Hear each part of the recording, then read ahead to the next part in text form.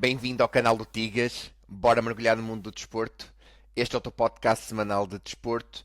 Hoje tenho o privilégio de ter como convidada neste caso, a Angelina Barreiro, é editora para outras modalidades no projeto Bola na Rede. A Angelina fez um percurso muito interessante e muito diferente daquilo que está a fazer neste momento a nível académico, porque ela começou por fazer uma licenciatura em Relações Internacionais e depois fez um mestrado em Economia Social. Também faz narração de desportos motorizados de duas e quatro rodas na Sport TV e é, como disse anteriormente, editora para outras modalidades no projeto Bola na Rede. Angelina, muito obrigado por teres aceito este convite. É um privilégio e um gosto ter-te aqui.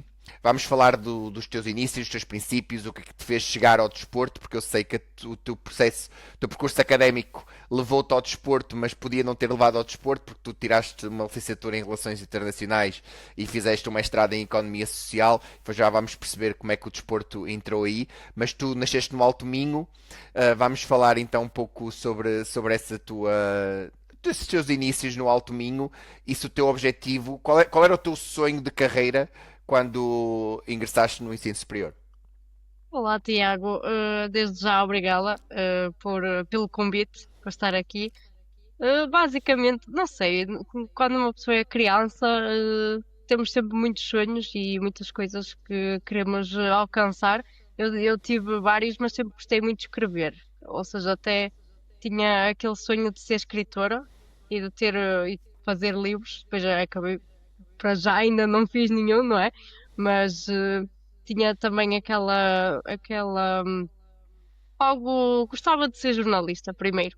Lembro-me de ter esse sonho, digamos assim. Mas depois acabei por me apaixonar mais pela área das relações internacionais.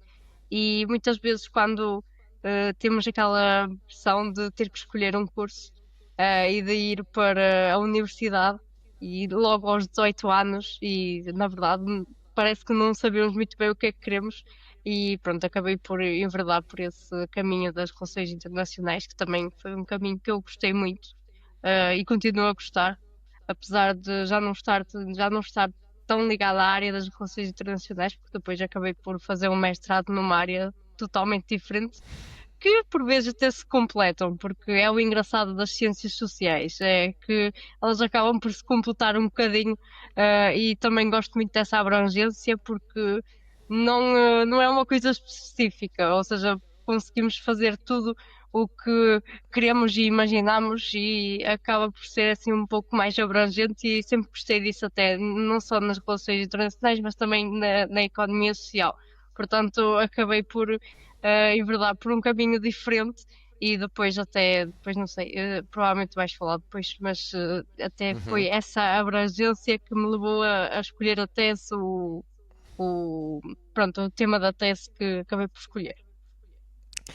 Por acaso, olha, eu concordo plenamente contigo, essa abrangência é super importante e eu que tive uma licenciatura que foi muito prejudicada pelo processo de Bolonha, porque a licenciatura era muito mais interessante que os 3 anos de bacharelato, mais licenciatura, quando eu entrei para fazer comunicação empresarial, eu próprio reconheço que essa polivalência que Bolonha, o processo de Bolonha te trouxe é muito boa. Faz com que nós estejamos mais preparados, sejamos mais completos, tenhamos uma complementaridade de ensino e de conhecimentos que não tínhamos anterior ao processo de Bolonha, ou não tínhamos o processo tão facilitado como temos agora e portanto eu penso que é bastante benéfico nós fazermos uma licenciatura numa área e depois fazermos um mestrado noutra e depois a convergência das duas áreas é o que vai fazer com que nós nos destaquemos no mercado de trabalho e nos diferenciemos dos demais porque vamos ter outras valências e outras skills que aquelas pessoas não têm.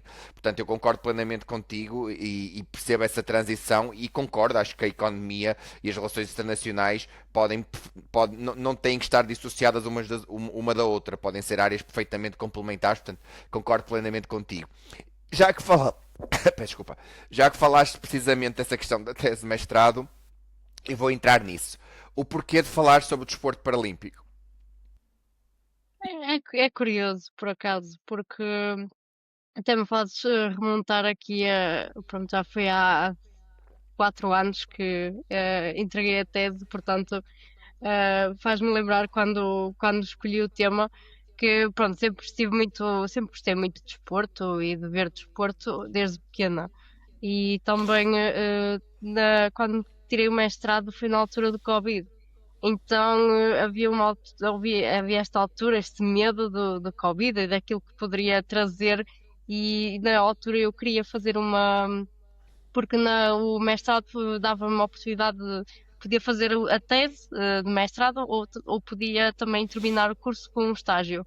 E Uhum. eu queria fazer o estágio, só que na altura do Covid era muito difícil fazer sequer estar fora de casa, quanto mais fazer estágios. Então tentei, hum, acabei por ter aqui a oportunidade de pensar em um tema fora da caixa e acho que o tema da minha análise do desporto paralímpico em Portugal e da análise especificamente dos atletas, desde as suas participações nos Jogos Paralímpicos, acho que foi um pouco fora da caixa, porque há muito pouca literatura em Portugal sobre isto e também tive muitas dificuldades a fazer a minha tese, mas pensei, vai ser mais um contributo neste tema e por acaso também foi bastante complicado até de arranjar aqui algumas, não só por causa do Covid, mas também por causa mesmo do tema em si.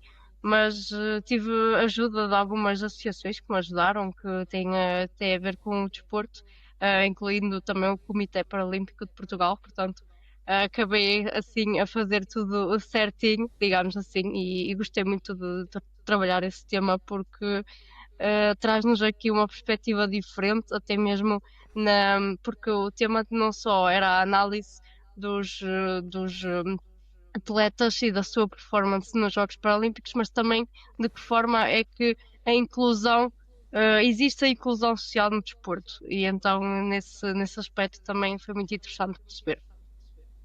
Não, deve ser uma experiência extremamente interessante e que nos engrandece a nível humano também. Acredito que nos dota de uma visão completamente diferente de um desporto que é praticado por pessoas que podem ter algum tipo de incapacidade física, mas que nos mostram e nos dão demonstrações de força, que são exemplos, são autênticas fontes de inspiração os atletas paralímpicos. É curioso que quando tu me disseste que tinhas feito essa tese de mestrado, eu já estava a pensar e tinha que estou a começar a ter este primeiro rol de convidados e alguns que me têm sugerido são campeões de desporto adaptado, praticantes de desporto adaptado, atletas paralímpicos e eu quando tiver a confirmação de que eles possam vir ao meu podcast será um privilégio enorme, será uma honra porque acredito que vá aprender imenso com cada um deles, porque eles são mesmo forças da natureza e são mesmo grandes exemplos. E tendo em conta que. E vou falar já sobre isso, vou já incidir nesse tema, tendo em conta que a nossa nação é muito de futebol e é tudo muito centrado no futebol.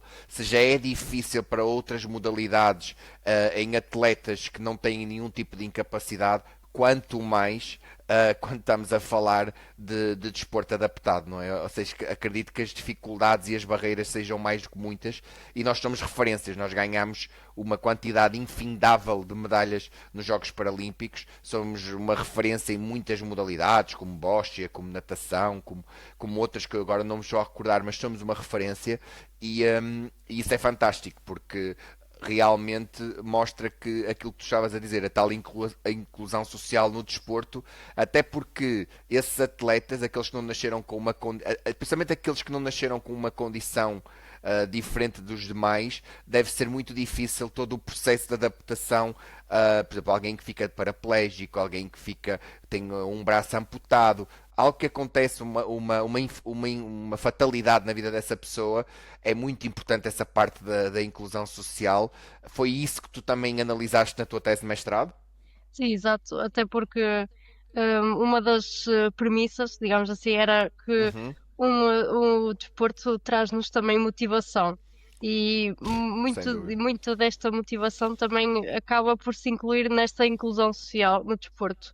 E uma das conclusões que eu retirei na minha tese foi que o sucesso, uma das premissas também era a prática e o sucesso do desporto paralímpico em Portugal, uma delas era que o sucesso é relativo, porque independentemente das medalhas e das que nós ganhamos, que depois até temos aqui uma diferença entre o antes dos Jogos Paralímpicos de Sydney e o depois, em termos de medalhas, mas que no final a conclusão era mesmo que o sucesso é relativo, porque também depende muito daquilo que nós consideramos o sucesso. Se é as medalhas, se é aquilo que ganhamos, ou se é o que ganhamos também a nível pessoal, que é Sem dúvida. este. Este, esta motivação e este orgulho também de representar Portugal numa grande, neste caso, num grande evento que é os Jogos Paralímpicos. Não, eu concordo plenamente contigo. Eu estava a enaltecer a questão das medalhas, mas para mim o mais importante e o que deve prevalecer é mesmo esta questão humana e toda a experiência social que eles têm durante o ciclo e na competição em si. Porque lá está aquilo que eu te digo, eu continuo a dizer, todos aqueles que competem em Jogos Paralímpicos, todos aqueles que fazem desporto adaptado, para mim são heróis. Para mim, porque realmente todas as dificuldades que eles têm que superar, o seu nível de superação é tão grande, é tal, que só merecem os mais rasgados elogios. E eu acho muito nobre que tenhas escolhido essa tua tese de mestrado e tenhas investigado sobre isso, e que lá está, como tu disseste bem, contribuíste com o teu grãozinho de areia para que o tema fosse mais falado, fosse mais mediatizado, e isso diz muito de ti. Portanto, eu acredito que também tenha sido muito importante para ti a nível humano. Acho que, para além do que aprendeste e daquilo que tiveste a investigar de forma científica, acredito que tu, com esta experiência, ganhaste muito a nível humano. Portanto, e eu acho que isso são aquelas experiências impagáveis. E eu queria, para não antes de sairmos da questão do desporto paralímpico, tu disseste-me que, principalmente a nível do medalheiro, muita coisa mudou desde Sydney. Tu consideras que ainda há um longo caminho a percorrer para que os atletas paralímpicos tenham as mesmas condições do que existem noutras nações? Ou nós somos uma referência e há os necessários recursos e apoios para esses atletas? É assim, do que eu investiguei, havia cada Uhum, vez menos atletas paralímpicos. ok, Mas isto, a minha premissa foi até Rio 2016. ok. Portanto, foi mais uma ahm, das consequências do Covid, foi que eu já não Uhum. consegui falar sobre Tóquio 2020, porque não aconteceu, só aconteceu em 2021. Portanto, a minha tese, eu entreguei a tese em julho e em setembro ela já estava desatualizadíssima porque aconteceu os Jogos Paralímpicos naquele ano e pronto, mas na verdade é o que é. E, e a verdade é que temos tido cada vez menos atletas paralímpicos e eu na altura falei com algumas associações e elas também diziam que muitas das vezes é porque não há atletas paralímpicos novos, ou seja, temos os mais velhos, por exemplo, no caso do Bóssia, e que depois eles acabam por sair e depois já não há esta renovação de geração, digamos assim. E, portanto, eu acredito que sim, que há um longo caminho a percorrer. Vamos ver, nos últimos Jogos Paralímpicos foi bastante interessante a participação de Portugal. Portanto, vamos ver os próximos mas acho que temos tudo para evoluir, mesmo em termos de modalidades novas, a entrar nos Jogos Paralímpicos e de atletas novos. Portanto, é uma questão que não consigo dizer agora, mas vamos vendo. Ou seja, aquilo que tu me estás a dizer é que o não rejuvenescimento das gerações faz com que haja menos praticantes da própria modalidade, porque depois o fator idade começa a ter um peso e deixa de se conseguir ter os mesmos resultados. Mas Exato. para além disso, tu atribuis outro fator a que haja menos atletas? Ou seja, há algum outro fator que tu consideres que seja crucial, para esse facto? É assim, há vários fatores, não é? Uhum, Não só pode haver aqui também não só nesse caso era no boss em específico, que eu lembro-me uhum. de falarem comigo e de me dizerem que realmente era um esse era um dos problemas. Mas claro, há sempre vários fatores, se calhar a não conseguirem. motivar as pessoas a também praticarem desporto, depende das condições, não é? Mas muitas vezes vemos que estas pessoas acabam mais fechadas e que não têm tanto esta vontade social e também tem que haver aqui alguma motivação e, portanto, pode ser um dos fatores também.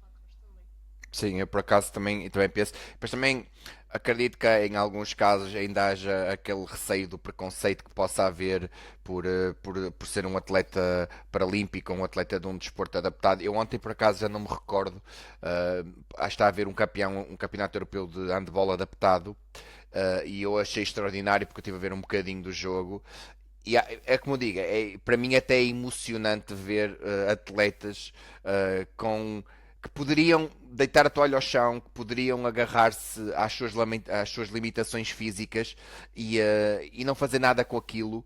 E eu acho fantástico que haja espaço ao desporto adaptado, ao desporto paralímpico, porque eles também têm lugar no nosso panorama, no nosso calendário desportivo. E, portanto, eu espero mesmo que essa realidade que tu disseste, que tu te apercebeste, que mude brevemente e que haja cada vez mais atletas de desporto adaptado. Tu, na altura, quando escolheste esse tema, ou seja, o que eu queria te perguntar é: foi o primeiro tema que tu escolheste ou ponderaste muito antes de entrares no tema do desporto paralímpico?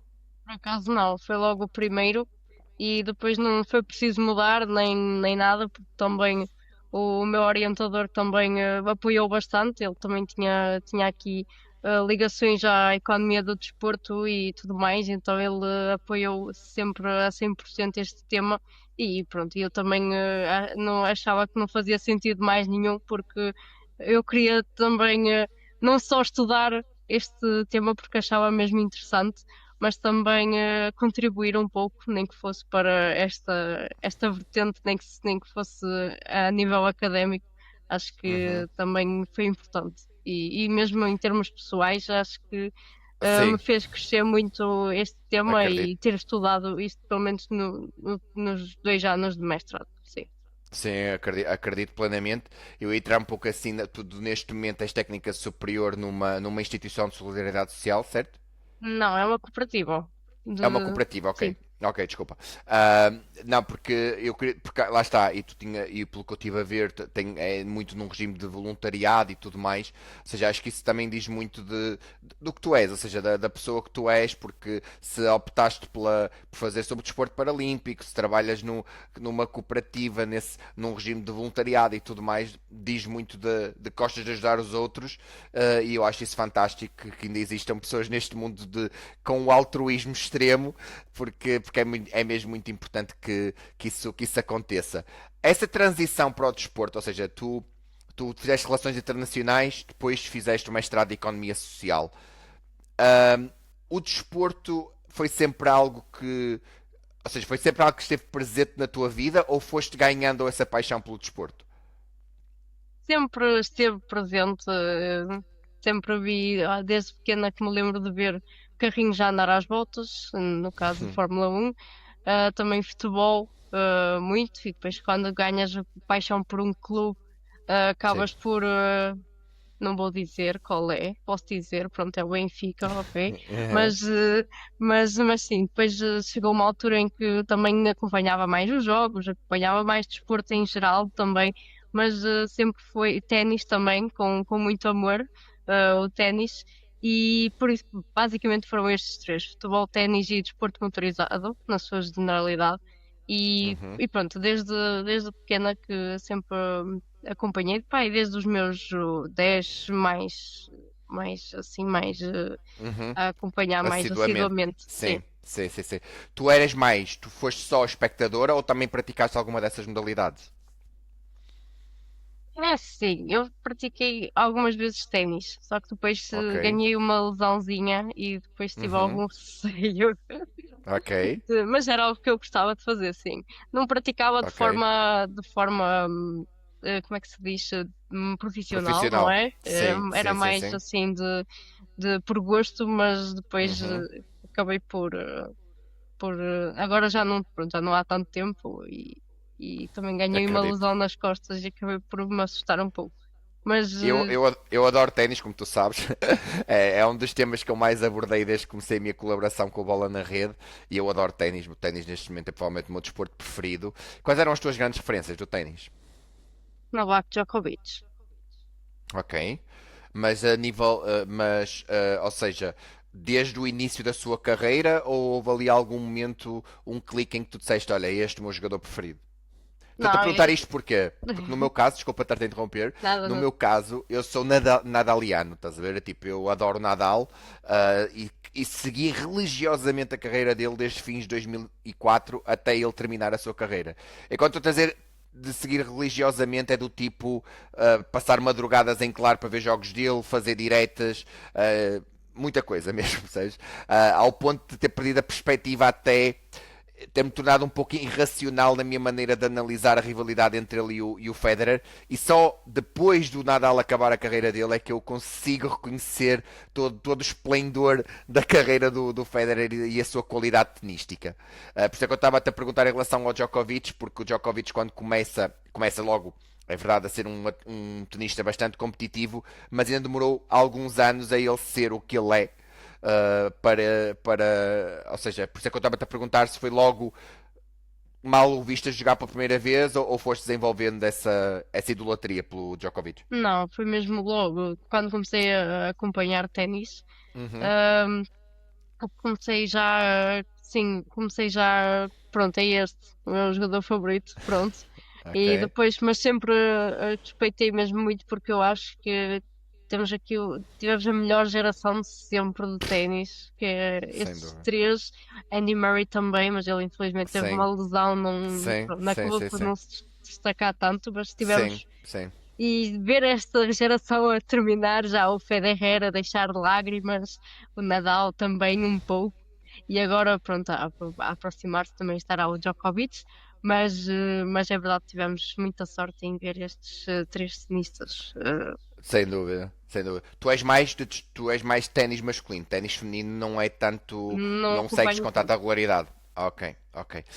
Porque eu por acaso, eu sou sincero, eu é transversal, obviamente que neste momento não tenho, por assim dizer, um ídolo no ténis feminino, mas gostava muito da Serena Williams, era um grande fado da Serena Williams, mas claro, o meu nível de idolatria pelo Nadal é como eu te digo, chegou a ser quase irracional.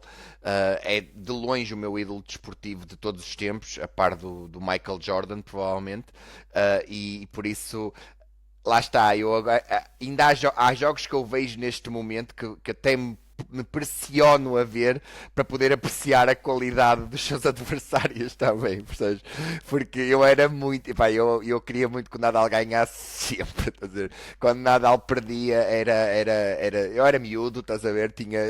O Nadal tornou-se mesmo uma grande referência para mim, por várias coisas, pelo ténis dele e pelo seu comportamento também fora do corte, portanto eu sempre considerei uma grande referência. Em relação aos desportos motorizados, tu lembras da primeira vez que foste a um evento desses?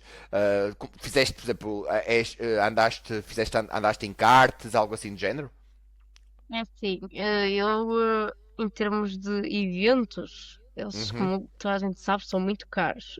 Mas claro que há, Exato. mas claro que isto, falando de Fórmula 1 ou destes que Uhum. são mais caros, depois claro que há outros também que não são tão, pronto, alguns até são eventos gratuitos, portanto, nunca tive muita oportunidade, porque também aqui em Portugal é um pouco mais distanciada, digamos assim, ou pelo menos da minha zona era, porque Uhum. normalmente era ou em Portimão ou no Estoril. Estamos a falar aqui dos maiorzinhos, não é? Um, e pronto, e nunca tive assim muita oportunidade de ver ao vivo. Agora, claro que eu espero um dia conseguir, mas tenho a ideia de que a primeira vez foi.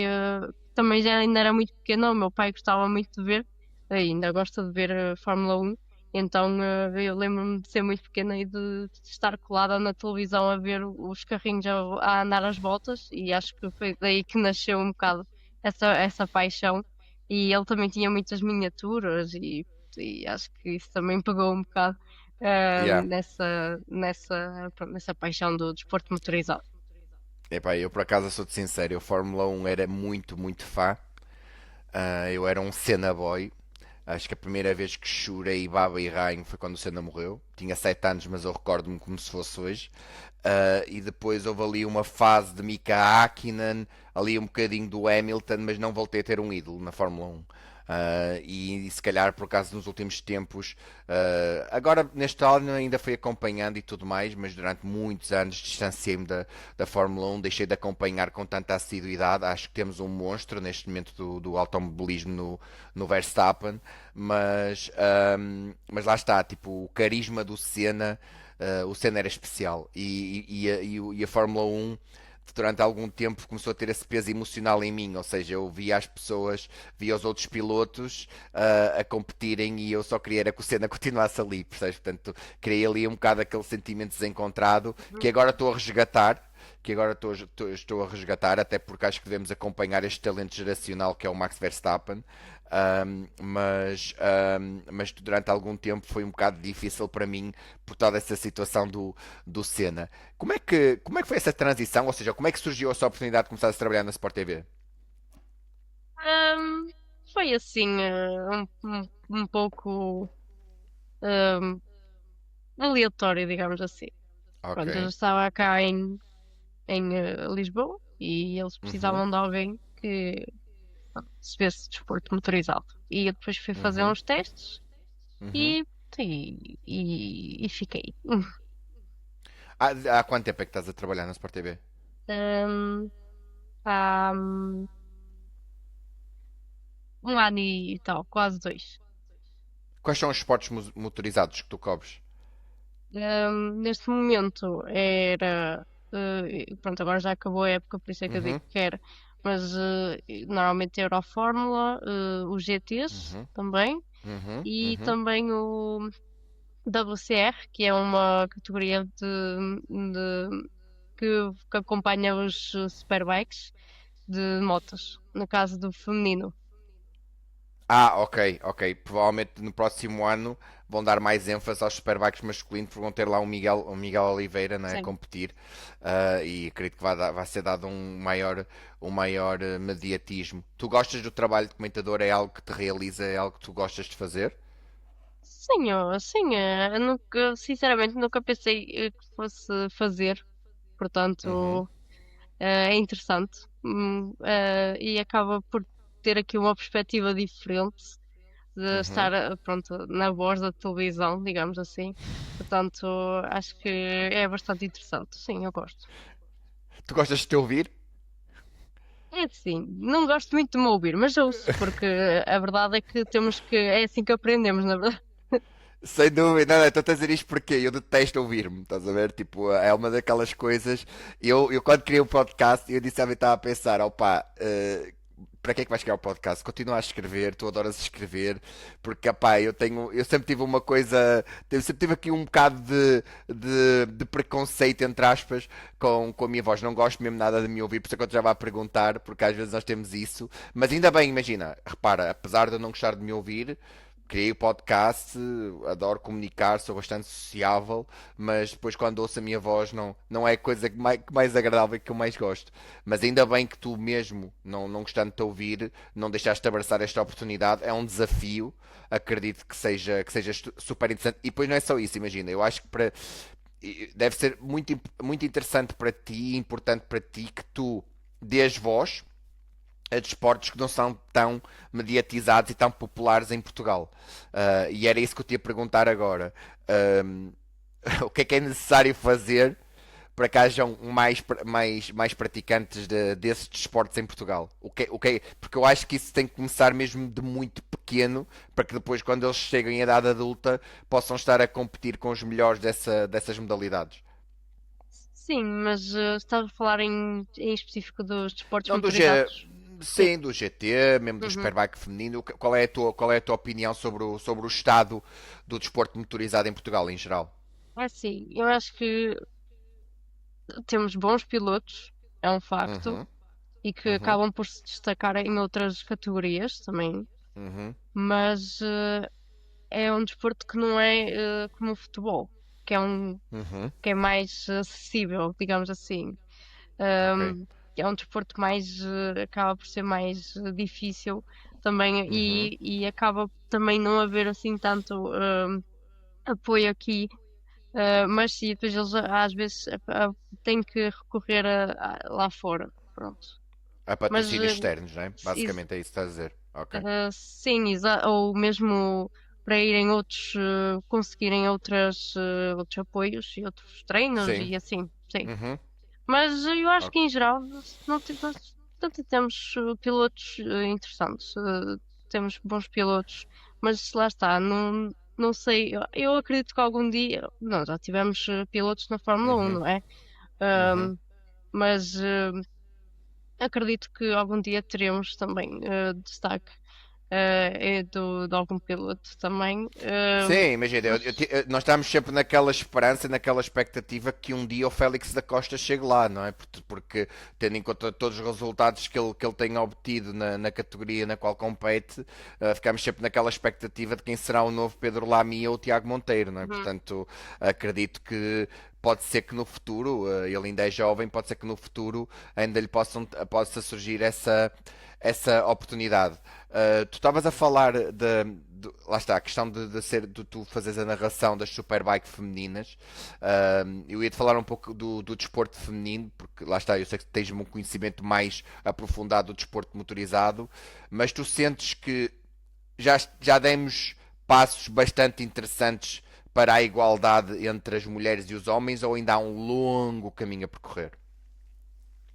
eu acho que já demos qualquer coisa. Não é um passo largo, mas é um Uhum, passinho que, pronto, grão a grão, enche a galinha ao papo, como se costuma dizer. sem dúvida. Mas acho que ainda há muito a trabalhar, mas no entanto também no ano passado não, digo eu, há 3 épocas a Fórmula 1 agora apoia a F1 Academy, que é Uhum. uma competição exclusiva a pilotos femininos. E Uau. tem sido muito interessante também ver essa, essa evolução e também ver que a Fórmula 1 está a apoiar um campeonato apenas de pilotos femininas. Acho que já é um passo bom. Agora, o que nós temos que ver é como é que as pilotos conseguem chegar também a competições onde estão também pilotos masculinos, não é? Para termos realmente essa igualdade de oportunidade, mas acho que estamos a competir também para esse, estamos a trabalhar para chegar a esse lado e também eu falo mesmo das duas rodas, também do facto de termos este, este campeonato só tem 2 épocas, este WCF, Uhum. que Uhum. acompanha as Superbikes.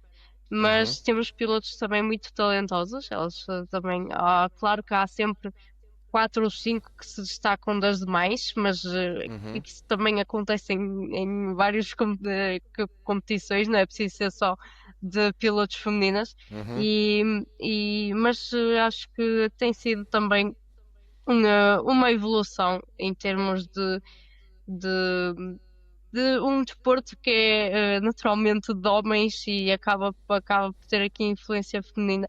E acho que isso é muito bom também de ver, porque mudar um bocadinho aqui este paradigma O também chip, acho que é concordo. interessante. Concordo plenamente. Eu ia-te falar agora sobre. Vou um pouco atrás, porque tu disseste-me que agora estás a viver em Lisboa. Como é que foi essa transição de vires do Alto Minho e ires para a grande capital? Foi uma adaptação fácil ou tiveste o necessário tempo de adaptação? É assim, obviamente que é uma cidade muito maior do que eu estou habituada, mas sim, mas acho que a adaptação faz-se bem, desde que uma pessoa também goste daquilo que está a fazer, porque senão também é muito mais difícil. Obviamente, claro que sim. Eu estou a dizer porque Lisboa deve impressionar, ou seja, ainda para mais se vejo um meio pequeno, a terra das oportunidades, como eu costumo dizer, e depois todo o trânsito caótico de Lisboa, toda a azáfama, toda a loucura do ritmo que se vive em Lisboa. Mas eu adoro Lisboa, estás a ver? Tipo, eu sou do Porto, como tu sabes, mas eu adoro Lisboa, sempre gostei imenso de Lisboa. E é uma cidade super interessante e acredito que seja fantástico para ti viver aí, até porque traz mais oportunidades aí.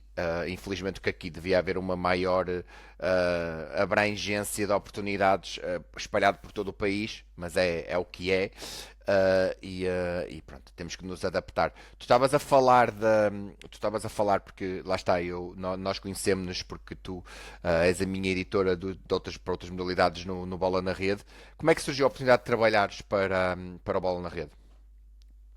Conheci o Bola na Rede em 2019. Foi um amigo Uhum, que me apresentou e disse: Olha, gostas uhum, tanto de desporto motorizado e ténis, porque não? E gostas de escrever, porque é que não te candidatas? E eu, ok. No entanto, depois então fiquei e fiz alguns artigos como colaborador, e dali a uhum, 3 meses saiu um dos editores, que na altura havia dois editores nas uhum, modalidades. uhum. E pronto, eu fiquei. Depois fiquei já a ser editora na altura, em 2019, e continuo. Ah, ok, és editora desde 2019, ok. Sim. Tu, principalmente porque, ou seja, tu entras em 2019, depois entra a pandemia. Quais são os maiores desafios do teu trabalho como editora? Jogos Olímpicos. Yeah, Acho que acredito. está tudo dito. Eu sei bem porque o ano passado, meu Deus, a quantidade de artigos que eu escrevi no espaço de 3 semanas foi uma loucura, pá, foi um incrível, foi uma experiência extraordinária e quero-te agradecer aqui pessoalmente por todos os inputs e por ter sempre acreditado no meu trabalho, por ter sempre elogiado e enaltecido o meu trabalho, por ter sempre feito críticas construtivas que me permitiram crescer. Agradeço-te por isso e foi incrível, porque imagina, o meu maior sonho é cobrir os Jogos Olímpicos. Sou super sincero. Acho que desde sempre. Foi sempre o meu sonho a cobrir os Jogos Olímpicos. Mesmo que durante 3 semanas não durma ou durma muito pouco, porque eu acho que deve ser uma experiência extraordinária. Eu lembro-me que, como eu estava desempregado o ano passado, e eu tinha-me proposto a escrever sobre várias modalidades, como tu sabes, atletismo, ténis e natação e outros que tais. Opá, eu já não sei, eu devo ter consumido 14 horas de desporto por dia, estás a ver? Mas eu vi das coisas mais impensáveis, entre aspas. Imagina, eu vi competições de skate e eu não tinha conhecimento nenhum. Eu cheguei a ver uma competição de surf e pensei, isto é tão injusto. Como é que é possível? Se não houver ondas, não há nada que possas fazer. Ou seja, e foi muito engraçado porque eu dei por mim a ganhar um interesse por saber sobre outras competições. Por exemplo, eu entendo zero de judo e fiquei super emocionado com a medalha da Patrícia Sampaio, porque lá está, nós temos uma grande tradição no judo e tudo mais, mas mesmo não percebendo, é Portugal, estás a ver? Tipo, eu acho que não há auge maior para um atleta do que competir pelo seu país num Jogos Olímpicos, estás a ver? Tipo, acho que deve ser uma experiência inolvidável e mesmo para o espectador, quem gosta genuinamente de desporto, como é o meu caso, pá, eu passo horas a ver competições de natação, a ver competições de atletismo, a ver a prova de estrada do ciclismo, tudo isso. Por isso acredito que sim, que o volume de trabalho que tu tens na altura dos Jogos Olímpicos é uma loucura, mas também deve ser bastante recompensador e enriquecedor a vários níveis, não? Sim, claro que sim, isso. E também é uma organização diferente, é uma coisa que tu não Óbvio, fazes todos os dias. Acaba claro. por ser aqui um trabalho ahm, extra, digamos assim. É uma coisa que acontece poucas vezes, mas tem aqui algum impacto, é verdade. E pronto, e claro que não posso fazer isto sozinha, não é? Tem que haver uma Óbvio. equipa de redatores e de colaboradores que ajudem e que também tenham esta boa vontade de fazer os artigos e de acompanhar também ao máximo. Também não é só fazer os artigos, também é acompanhar e ver o que é que está a passar e também ter aqui algum, alguma opinião, porque eu sempre digo que é o bom do Bola na Rede, é termos a oportunidade também de escrever a nossa opinião e acho que também é algo que se deve valorizar. Pronto, mas sim, Jogos Olímpicos para além de gestão de pessoas, também é obviamente que acaba por ser desafiante, mas Jogos Olímpicos sim. Está no Não, a topo. gestão de pessoas é sempre complexo. Todos nós temos a nossa personalidade, a nossa, sempre adaptar a nossa forma de ser e de estar e a nossa liderança ao perfil das pessoas que lideramos. E por acaso estavas a falar disso, dar opinião. É uma das coisas que eu tenho que trabalhar no sentido de ser mais sintético e assertivo, mas é uma das coisas que eu vou sempre tentar incorporar nos meus textos, que é expressar a minha opinião, percebes? De uma forma independente, sem procurar nenhum tipo de clickbait, sem procurar o clique fácil, sem ter aquele título sensacionalista, um título apelativo sim, mas não um título sensacionalista, e descrever o que vi. Todos os eventos, ou seja, todos os artigos que eu escrevi, ou quase todos, e se não vi em direto, vi o resumo depois de determinada competição, porque para mim não faz sentido nenhum que um artigo de opinião sejam 5 parágrafos que se vê noutros lados, percebes? Ou seja, as nuances de um determinado artigo de opinião devem se diferenciar do que se vê noutros meios de comunicação social. E lá está, eu também concordo plenamente contigo que tu estavas a falar de bola na rede. Eu acho que é uma das grandes armas de bola na rede e um dos grandes traços diferenciadores é mesmo a linha editorial e é o facto de se valorizar a boa escrita também e dar liberdade aos redatores. Ou seja, claro que há umas diretrizes, claro que há uns guias e que o tipo de texto tem uma determinada estrutura e faz todo sentido que assim seja, mas é-nos dada muita liberdade criativa e o facto de nós podermos trabalhar, ou seja, fazendo a nossa investigação sem sermos coartados, sem sermos limitados em nada, estás a ver? Isso para mim é muito importante porque isso permite-nos desenvolver outras capacidades para além de toda a criatividade escrita que está inerente a escrevermos um artigo de opinião. Portanto, eu ia te perguntar, tu disseste que tu adoras escrever, é algo que continuas a fazer com muita regularidade ou já não fazes tanto? Sim, no meu trabalho também Uhum, crio artigos, portanto, também acabo por também conciliar este gosto pela escrita e escrever aqui algumas coisas. Obviamente que quando me tornei editora do Bola na Rede não consegui escrever tanto como, uhum, mas mesmo infinitamente, é muito raro eu agora escrever um artigo. Mas sim, mas no meu trabalho, na cooperativa, em que estou, que uhum. faço esta parte também dos artigos e das redes sociais, portanto, também tenho essa oportunidade de escrever, sim. E escreves bastante bem porque trocámos várias mensagens e tu escreves muito bem. Se tivesses que escolher entre escrita e comentário, o que é que tu mais gostas de fazer? É uma boa questão. Ah, Eu sabendo, faço essas questões de vez em quando. é assim, se calhar se perguntasse já a Angelina Pai de há 5 anos, Aham, se calhar aham. diria-te escrita, porque eu era uma pessoa muito envergonhada e agora já não sou tanto. Por isso acabei por.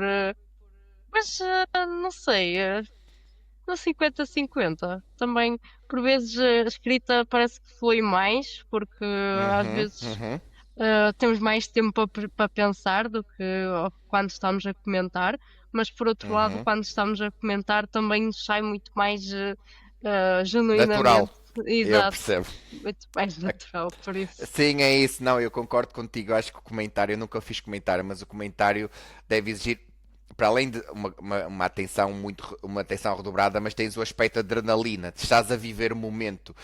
Ou seja, o teu comentário, até o tom do teu comentário vai transparecer aquilo que tu estás a sentir naquele momento. E um texto, como tu dizes, é verdade, obviamente, se for aqueles textos que tens que entregar logo após um evento terminar, não há muito espaço. Também há esse espaço, mas é mais a pressão de tu escreveres e entregares algo Sim, minimamente aceitável. Mas no comentário é muito aquele imediatismo, mas tu estás a vibrar, estás a fazer. porque tu disseste que gostas daquilo que fazes, adoras desporto motorizado, ou seja, tudo aquilo que estás a fazer não é quase como se não fosse um trabalho, tu estás a desfrutar do que estás a fazer. Por isso eu acredito que tem esse lado de, ok, responsabilização, porque estou a comentar, há as pessoas que estão a ver este desporto também querem pessoas entendidas na matéria e que saibam daquilo que estão a falar, mas também querem pessoas genuínas e que estejam realmente a sentir e que não debitem só terminologia técnica, estás a ver? Eu acho que isso é muito importante. Isso aproxima mais o espectador do comentador, por assim dizer. Sim, acredito que sim. Eu, por acaso, eu só te ouvi uma vez, não, eu tenho que ouvir mais vezes, porque eu não tenho Sport TV, é por isso que eu não te ouvi mais vezes, mas hei de te ouvir porque acho que deve ser super interessante. Lá está, são desportos que eu não domino de todo, mas deve ser super interessante ouvir-te falar sobre algo que tu adoras e que faz parte de ti desde miúda, como tu estavas a dizer anteriormente. Portanto, acredito que deve ser super interessante ouvir-te falar sobre isso. Tu, como é que tu. Ou seja, qual é a tua maior ambição neste momento? O que é que tu gostarias de fazer profissionalmente? Mais uma boa questão. Eu, como sempre fiz este percurso de super diferente, ou seja, nunca fui Exato. para nada muito, muito Convencional. específico. Isso. Exato. Sim, exatamente, sim. Então ainda estou a explorar, apesar de gostar muito do que estou a fazer agora, que é na área do voluntariado. Uhum, Também me tem também me está a abrir muitas perspectivas diferentes também sobre o uhum, voluntariado em Portugal, e uhum, também como funciona e com as pessoas, como é que se mobiliza o voluntariado aqui. Também gosto muito da narração e dos comentários também na Sport TV, também estou a gostar bastante, portanto, não sei, para já eu já tive tantos sonhos, já quis ser jornalista, já quis ser diplomata, já, pronto, agora a vida levou-me a isto e sim. para Olha, já entrando, está a ser bem. entrando, yeah, entrando naquilo que estás a dizer, porque como tu sabes, eu estou a perseguir o meu sonho ao fim de 20 anos. ahm, Qual era o conselho que tu darias a alguém que quer ser jornalista desportivo ou quer seguir jornalismo neste momento? Qual é que tu achas que são as valências necessárias para ser um bom jornalista? É assim, como eu não sou jornalista, eu não sei, mas pronto, Uhum, como tenho algumas, pronto, tenho tido essa experiência, uhum, também no Bola na Rede e também na Sport uhum. TV, acho que há aqui muitos, primeiro, gostar do que se faz, acho que é necessário em todo o sítio, em tudo. Sem dúvida. Também diria que esqueçam os fins de semana, porque não há, ok? Nem esses turnos e essas coisas todas, há que lidar com isso tudo. Portanto, também é um mindset que é necessário. E outro, acho que é preciso, olha, como tu estás pronto, sonhaste com isto e estás a tentar Uhum. perseguir esse sonho, acho que independentemente de ser complicado e até mesmo em Portugal eh, ter as suas complicações, acho que pelo menos tentar, acho que quem gostaria de ser jornalista ou jornalista desportivo em específico acho que deve tentar. Depois, se correr bem, se não correr bem, pronto, é o que é. Mas tentar sempre acho que é necessário até depois perceber se realmente é aquilo que se quer ou não. Sim, eu concordo plenamente. Nunca devemos deitar a toalha ao chão e pelo sonho é que vamos. Portanto, eu concordo plenamente. Uma pessoa sem sonhos é uma pessoa vazia e então é muito importante que nós persigamos aquilo que queremos fazer e eu concordo plenamente contigo. Eu ia-te perguntar, é uma pergunta polémica, se não quiseres responder eu entendo perfeitamente, mas principalmente por tu, nem devíamos estar a ter esta discussão e ter este tema, mas por tu seres mulher, tu sentes que trabalhar, nem digo no bola na rede, mas trabalhares na área do desporto, que ainda existe algum preconceito por tu seres mulher, ou seja, uma opinião de um homem seria mais valorizada ou seria mais enaltecida do que a tua opinião sobre um. Ou seja, quando estás a fazer uma narração de um desporto motorizado, recebes muitas críticas negativas. Eu senti, sinceramente, Ok. que Ou seja, eu acho que eu faço o meu trabalho por ser o meu trabalho e não Uhum, por ser mulher. E, ao uhum, menos eu nunca senti esse preconceito, ainda uhum. acho que é uma coisa boa, então eu. Fantástico, sem dúvida, sim. Mas acredito que infelizmente ainda haja, mas eu por acaso na minha experiência pessoal nunca senti isso. Não, isso é fantástico. Isso, porque eu conheço pessoas que passam por esses momentos e que isso também pode criar, instalar-se ali uma dúvida na pessoa se deve ou não continuar a partir pedra para ter o mesmo tipo de notoriedade e o mesmo tipo de condições de um homem. E quando já a falar da questão de seres mulher ou não, eu sei que tu fazes o trabalho pela qualidade do teu trabalho e pelo teu conhecimento, mas de uma maneira geral, não podemos ser hipócritas. O desporto de motoridade e qualquer outro desporto, praticamente, é mais praticado por homens do que por mulheres. E isso, por vezes, nós temos evoluído bastante nos últimos tempos, mas eu ainda considero Portugal uma sociedade machista. E por isso é que eu te estava a perguntar se tu também estavas a experienciar isso, mas ainda bem que assim não é, que não é o teu caso, que te recebem de braços abertos e que a tua opinião é valorizada tanto como qualquer outra opinião que um homem pudesse dar. Portanto, isso é fantástico e espero que continue assim. Eu ia-te fazer outra pergunta, já estava a tentar, antes de avançarmos para o ping-pong final, ia-te fazer uma pergunta, mas agora não, agora escapou-me. Já sei. Ah, como é que tu vês a cobertura mediática pelos órgãos de imprensa que é dado aos desportos nos quais tu trabalhas? O que é que tu achas que era importante de ser feito que não está a ser feito neste momento? Para que haja uma maior notoriedade e um maior mediatismo. É uma pergunta difícil também, mas acho Uhum, que é assim, há algo que é muito maior que é o futebol, e isso acho que não se pode negar. Pronto. uhum, Mas eu acho que aos poucos tem tentado também mediatizar outros desportos. Não uhum, só o desporto motorizado, ou ténis, ou uhum, outros, mas uhum, também handball, basquetebol, voleibol. Acho que uhum. se tem feito esse trabalho também aos pouquinhos. Mas lá está, são passos mesmo muito pequeninos. Mas acho que já é uma evolução interessante. Pelo menos do que víamos há uns anos, em que não se Uhum. estava sequer, nem sequer eram capas dos jornais, aqueles Aham, aham. campeonatos em que o Portugal realmente se destacava, agora já se vê. Portanto, e mesmo em termos dos Jogos Paralímpicos, até Uhum. creio que no ano passado conseguimos ver ainda algum mediatismo, que não foi muito, mas foi qualquer coisa, acho que também é sempre positivo. Sim, Portanto, desde que haja uma evolução, é sempre positivo que exato. haja uma evolução. O mais importante é que haja uma evolução e eu também sinto que sim, eu também não quero ser só crítico, acho que tem havido uma evolução, ainda há um longo caminho a percorrer, mas lá está, coisas que estão extremamente enraizadas demoram o seu tempo, é um work in progress constante. Portanto, é necessário que as pessoas que estão à frente dessas federações que não tenham tantos recursos e tantos apoios continuem a sua luta árdua para que tenham esse tipo de reconhecimento e esse tipo de investimento para que consigam produzir atletas ainda mais qualificados do que os que temos neste momento. Portanto, eu acredito que.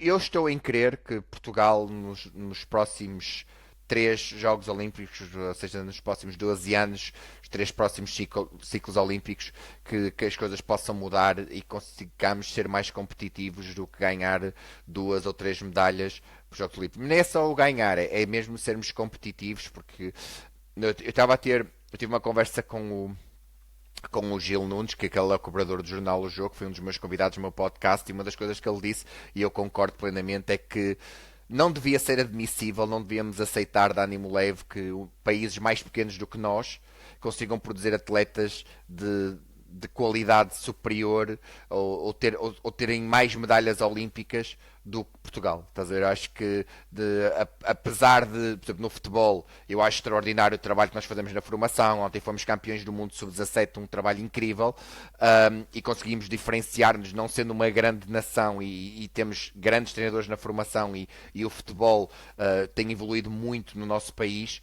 é importante que comece a haver, que desde que se termine essa decalagem entre os praticantes de futebol e os praticantes de outras modalidades, porque eu acho que esse será o segredo para que Portugal consiga ter atletas mais competitivos e comece a haver uma maior igualdade. E mesmo no futebol, imagina, o futebol feminino em Portugal tem muito por onde percorrer, tem muito por onde andar. Eu acho que vai ser muito positivo termos uma jogadora numa das melhores equipas do mundo como é a Kika Nazaré, porque o facto da Kika estar no Barcelona vai fazer com que muitas miúdas que gostam de futebol e querem jogar futebol, o ídolo delas já não seja só o Cristiano Ronaldo ou o Messi ou quem quer que seja, também tenha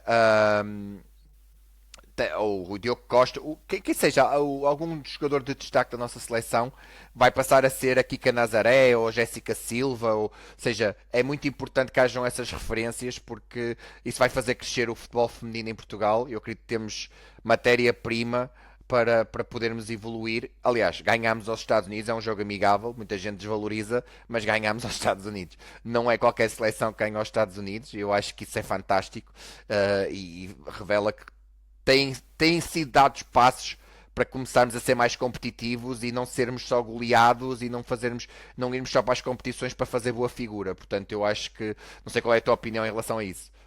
Acho que lá está, tem que haver uma evolução, porque não podemos estar à espera de que as coisas evoluam já há muito. Não, tem que Sim, ser mesmo aos poucos. E acho sim. que pequenos passos nós já conseguimos ver que realmente estamos a progredir. E acho que isso também é importante. Não, eu concordo contigo. Nós também não podemos querer tudo não querer tudo de uma vez. E é importante que também percebamos que as coisas têm o seu timing. E pronto, é preciso aceitar. Como eu te disse, eu termino sempre, estamos mesmo a terminar, eu termino sempre com um ping-pong final. Portanto, por isso é que deixei de olhar assim para a câmara, veja, eu estou aqui. Vou começar por algumas perguntas para perceber. São de resposta rápida, ok? É mesmo um ping-pong final. Futebol ou desporto motorizado? Porto motorizado, Fórmula 1 ou GT? Fórmula 1. Miguel Oliveira ou Max Verstappen? Ai, muito boa. Essa, opá, pronto, Miguel Oliveira. Mas é por ser português só. Não, é porque eu não sou muito simpatizante do Verstappen também. Mas, Mas do piloto ou da personalidade do Verstappen? não, eu admito que ele é muito bom piloto, mas pronto, Sim. já desde que ele entrou, que não somos Uhum. assim muito. Pronto. Ok, já entendi. Então pronto, é muito rápido. Teu piloto de Fórmula 1 preferido da atualidade? Romain Grosjean.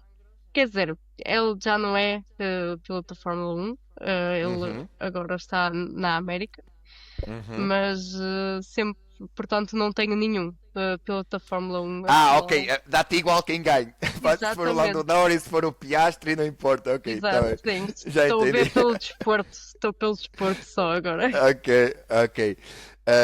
Qual é a melhor hora do dia para escreveres para ti? De manhã, porque eu, ao contrário de várias pessoas, eu por acaso Uhum. funciono melhor de manhã do que de noite.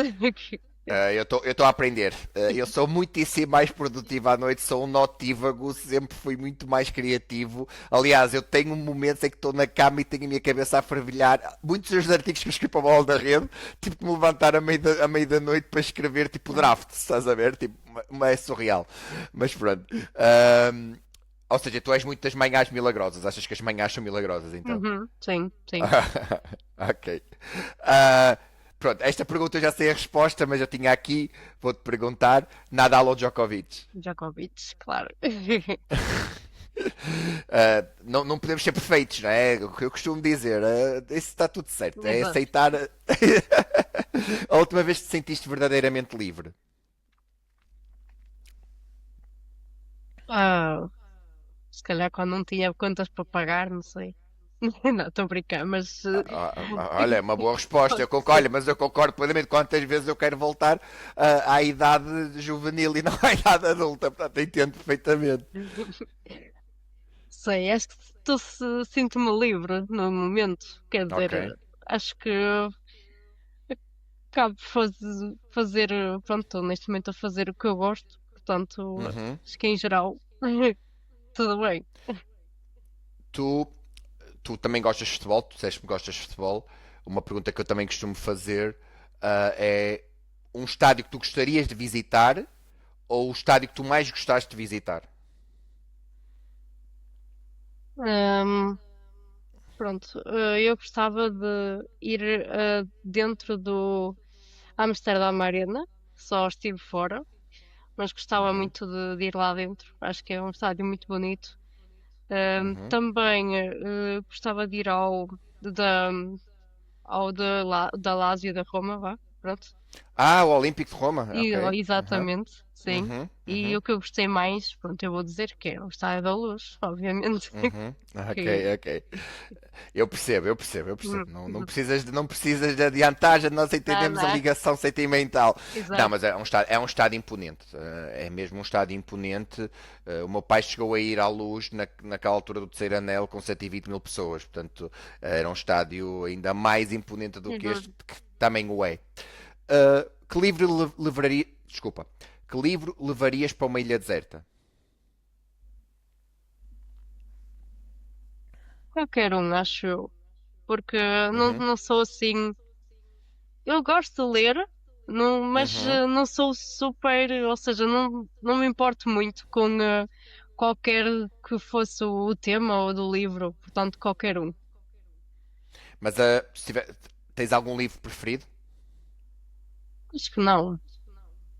Ok. Ahm, um conselho que darias à Angelina de 15 anos? Ainda por cima, 15 anos. Opá, Eh, 18, vá.